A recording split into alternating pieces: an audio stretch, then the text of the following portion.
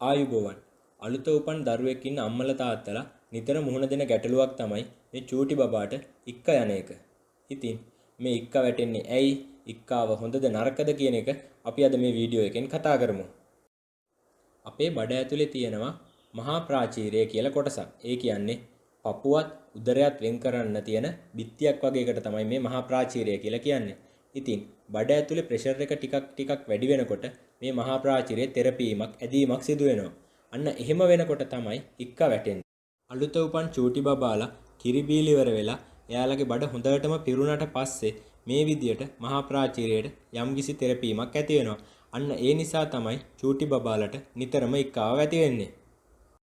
දරුවෙක් ඉක්ක යවන්න පටන් ගත්තට පස්සේ අම්මලා තාත්තලා ගොඩක් වෙලාවට කලබල වෙන්නේ දරුවාට අසනීප තත්ත්වයක් ඇති වෙලාද තියෙන සැකේ මතයි. නමුත් හොඳට කිරි බීලා ක්‍රියාශීලීව ඉන්න දරුවෙක්ට ඉක්කා යනවා කියලා කියන එක අසනීප තත්ත්වයක් නම් නෙමෙයි. දරුවා හොඳට කිරි බීලා හොඳට බඩ පිරලා තියෙන නිසා තමයි ඉක්කා අරින්න පටන් ගන්නෙ.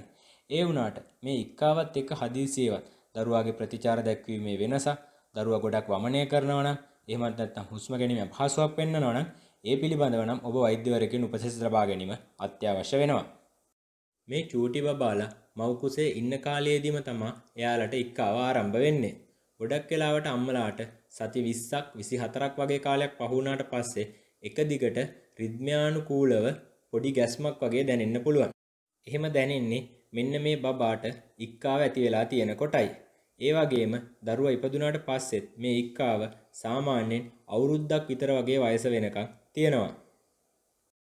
මෑතකදී කරලා තියෙන පරීක්ෂණ වලින් සොයාගෙන තියෙන දෙයක් තමයි ඉක්කාව ඇතිවීමේදී නිකුත් වෙන සංවේදනය මොළයට ගමන් කරලා ඒ මගින් මොළය උත්තේජනය කරලා මොළයේ වර්ධනයට උපකාරී වීමක් සිදු වෙනවා කියන එක. බබාට ඉක්කාව ඇතිවීම මගහරවා ගන්න අපිට කරන්න පුළුවන් මොනවද කියලා දැන් බලමු. බබා මව් කිරි බීලා ඉවරුනාට පස්සේ ටික වේලාවක් බබාව කෙලින් අතට වඩාගෙන ඉන්න එක, ඒ කරලා බබාගේ ගුඩුස්සරින එක තමයි මූලිකම දේ. ඒ වගේම බබා බෝතලෙන් නම් කිරි බොන්නේ. එක දිගටම ගොඩාක් වෙලා බබාට කිරි බොන්න දෙන්නේ නැතුව විනාඩි 5ක 10ක වගේ කාලයෙන් කාලයට කිරි බොන්නේ බෝතලේ අයින් කරලා බබාට විරාමයක් ලබා දීමෙනුත් මේ ඉක්කාව ඇතිවීම මගහරවා ගන්න හැකියාවක් තියෙනවා.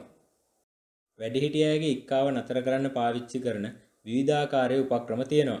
මේ කිසිම දෙයක් බබාගේ ඉක්කාව නතර කරන්න පාවිච්චි කරන්න එපා. ඒ කියන්නේ බබාව එකපාරට බය කිරීම, නහය තද කරගෙන සිටීම, එහෙම නැත්නම් බබාගේ ඔළුවට බෑග් එකක් දැමීම, මේ වගේ දේවල් කිසිම අවස්ථාවකදී කරන්න නම් යන්න එපා. අලුත් අම්මලා තාත්තලා නිතරම බය වෙන දෙයක් වෙන ඉක්කාව ගැන මේ වීඩියෝවෙන් ඔබට දැනුමක් ලැබෙන්න ඇති. ඉතින් ඔබට තවත් දැනගන්න යමක් තියෙනවා නම් කමෙන්ට් එකක් විදිහට අපිට ඉදිරිපත් කරන්න. මේ වගේ තවත් වැදගත් තොරතුරු දැනගන්න දිගටම අපේ YouTube channel එකත් එක්ක ඉන්න. channel එක subscribe කරලා bell icon එක click කරන්න. ඔබට බොහොම ස්තුතියි.